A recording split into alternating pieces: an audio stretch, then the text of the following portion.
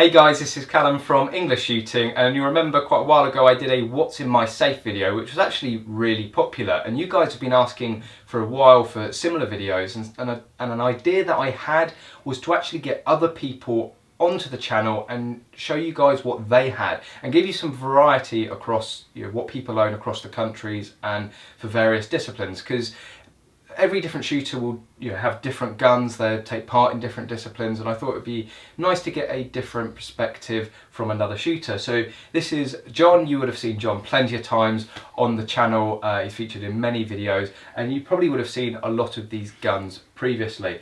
But I was just going to give John the opportunity to go over each one of his guns and show you what he owns. Now I'm going to start off with this gun, which should be very familiar to you guys. It is a Seiko Quad, and it was actually my gun. This exact gun was actually mine at once, and I sold it to John because I never really got on with it and I wasn't shooting it enough. But John's actually done some modifications to it and has some really nice plans that have made me really jealous. So why don't you tell us a bit more about what you've done and what you plan to do? Yeah, this is my Seiko Quad I bought off Callum. The biggest thing that I've already done to it, and the biggest thing he's jealous of, I have changed out the bolt handle. The original one was quite small and it made cycling the action quite stiff, but with this one, nice big titanium rod, nice big carbon fibre bolt handle, nice big tactical one.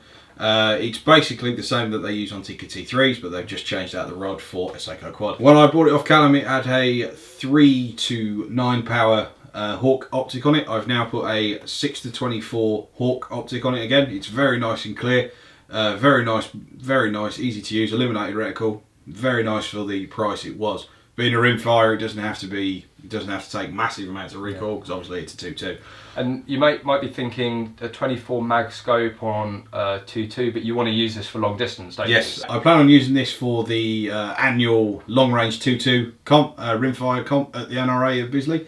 Goes from 100 all the way out to 400 yards. With a 2.2. With a 2.2. Yeah. I've seen the guys that do it. It is a lot of fun. I've used to mark down Bisley, so I've marked it a few times. It's quite interesting.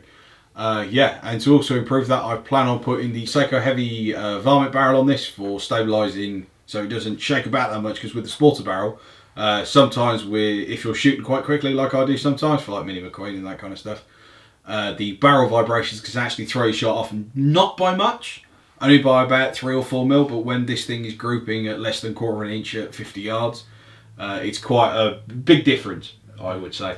And actually, when I bought the gun, I was after the varmint barrel with the varmint stock.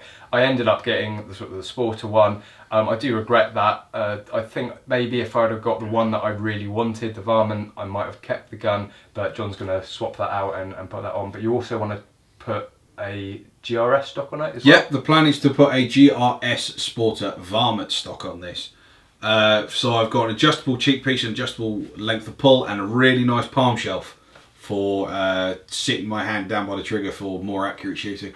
If you guys have seen the GRS stocks, they are so ergonomic, it's unreal. If you go to a shooting show or any shop and just have 5 minutes playing with one and bringing it up and putting your hand in, it just feels so nice. And they are nice. I'm jealous even of the plan to put that stock on this gun, and I just wish I had maybe looked a little bit deeper into it and actually maybe made these modifications myself. It's taken a lot of digging to find out some bits to see if it'll fit this.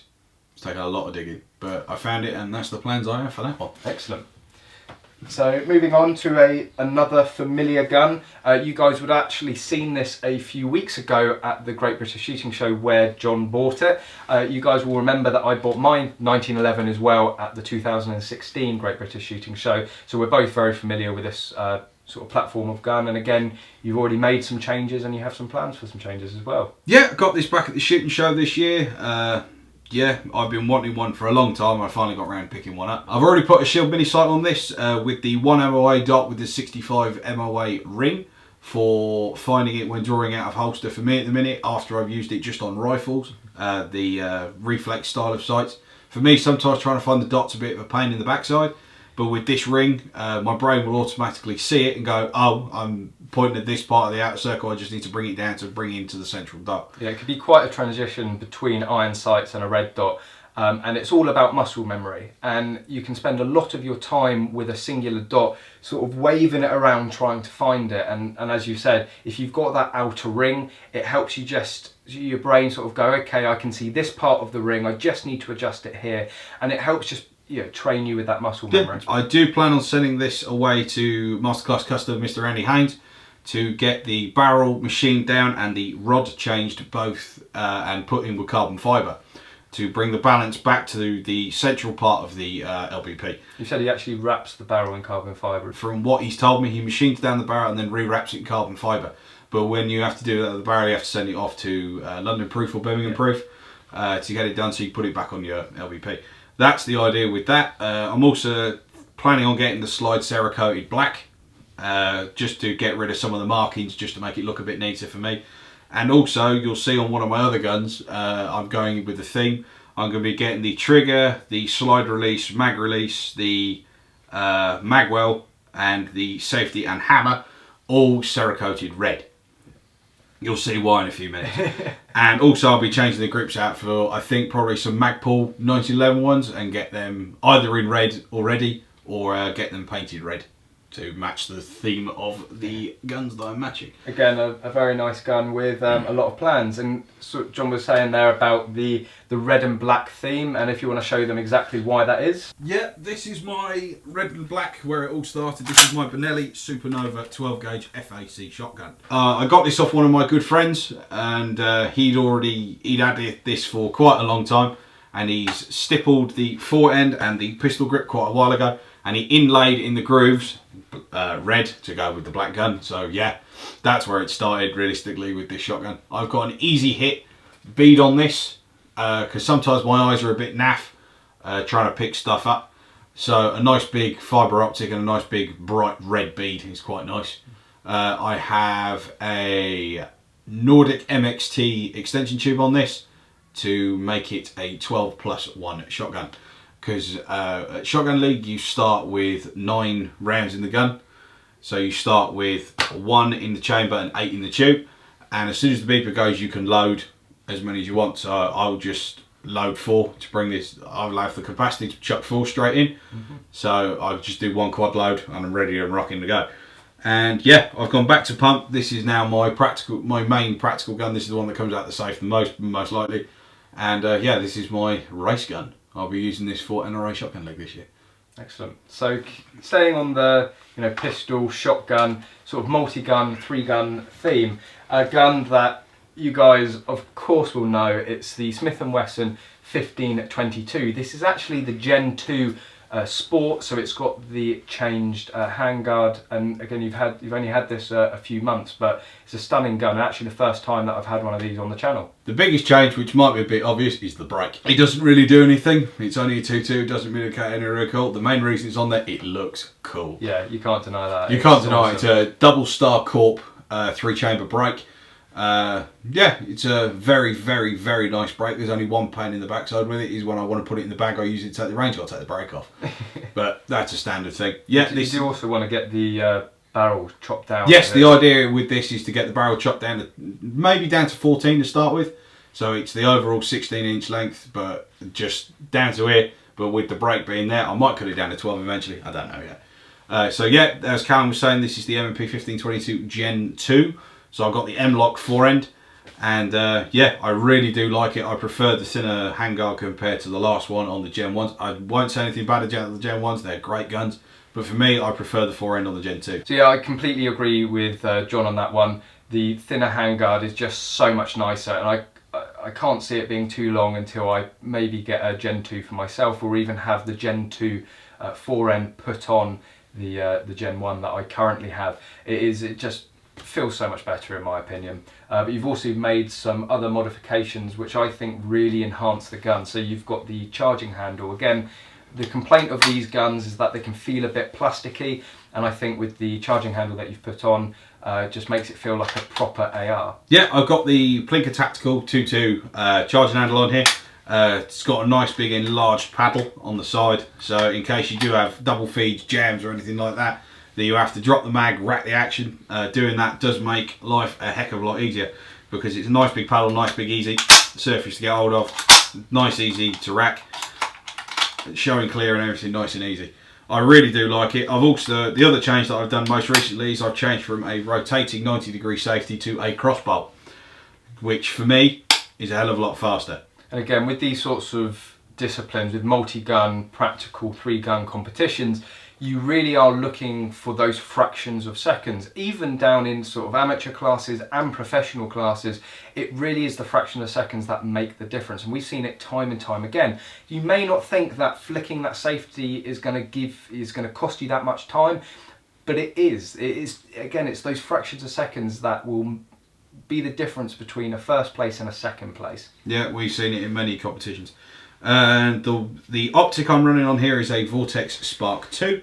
I've had this for quite a long time. It's a very nice red dot. I love mine, it's great. I've got it on the co-witness base, so in case the red dot goes, I've still got my EBS, my emergency backup sights on this.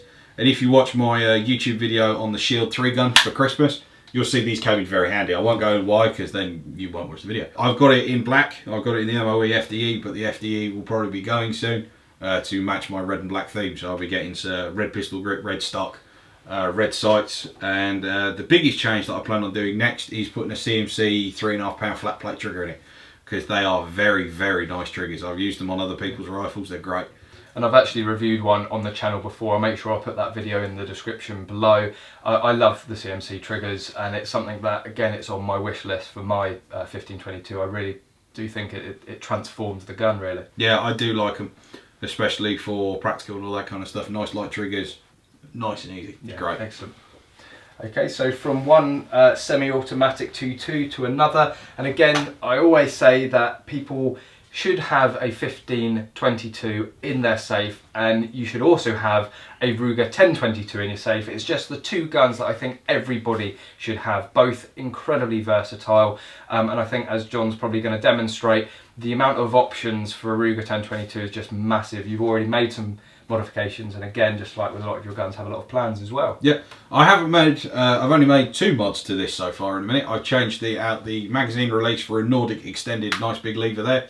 So all I have to do is move my finger from the trigger, push down, and the mag will come out. Just to make, because this will be my gallery gun, that will just make mag changes and showing clear and everything a heck of a lot easier.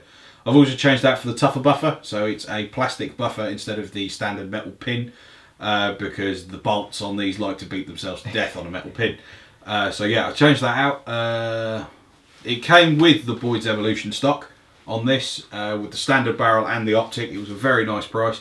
I got a very nice trigger in a minute, but I will be changing out for a Volquartsen or a Rimfire Magic.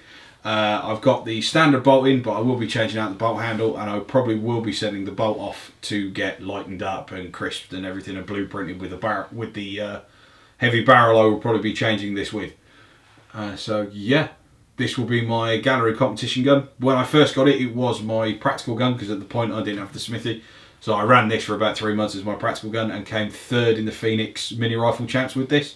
You'll remember in the top 5 sort of mini rifle practical 2.2 video I did, I put the Ruger 1022 in there for John, basically. I've seen him, come 3rd in competitions, and have some quite good success with the 1022, and I've also seen a lot of other people have we win competitions with the 1022.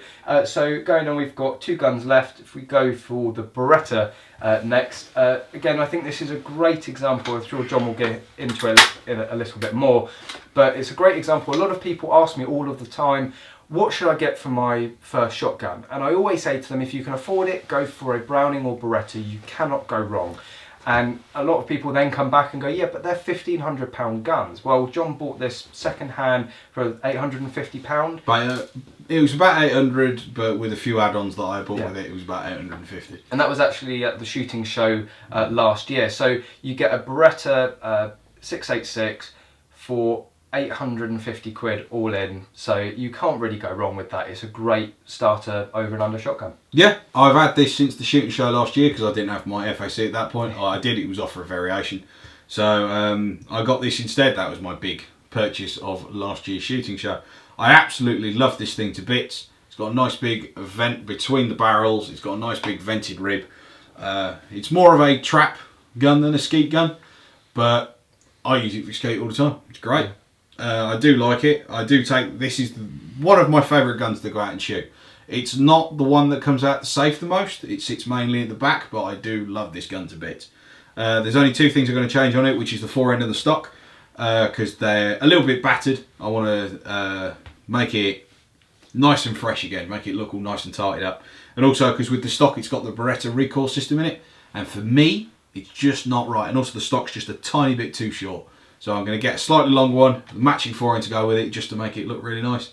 And yeah, whenever I go out to ski, I normally at the minute do take the Supernova, because I'm still trying to get used to it. But when I just go out with mates, like I go out with Callum, a few of our other friends, I will take this instead, because I do like my nice little over-under I've got. And I can say, obviously having a Silver Pigeon myself, it doesn't matter if you buy one that's second hand or new, they all feel the same to shoot. Yes, there's a few more marks on John's and you can tell it's had a bit more wear, but you're paying nearly half price to what I paid for it, so obviously it swings and roundabouts. Now we're on to the last gun now, and actually the most recent purchase of John's, and this is of course, any English shooter will know that this is obviously a Lee Enfield in 303. It obviously has a very special place in any Englishman's heart, the history and just the outright performance of such a special rifle really. And I think John is far better at talking a bit more about this, so please tell us a bit more about the Enfield. Yeah, this is my 1917 stamped BSA SMLE #1 Mark III.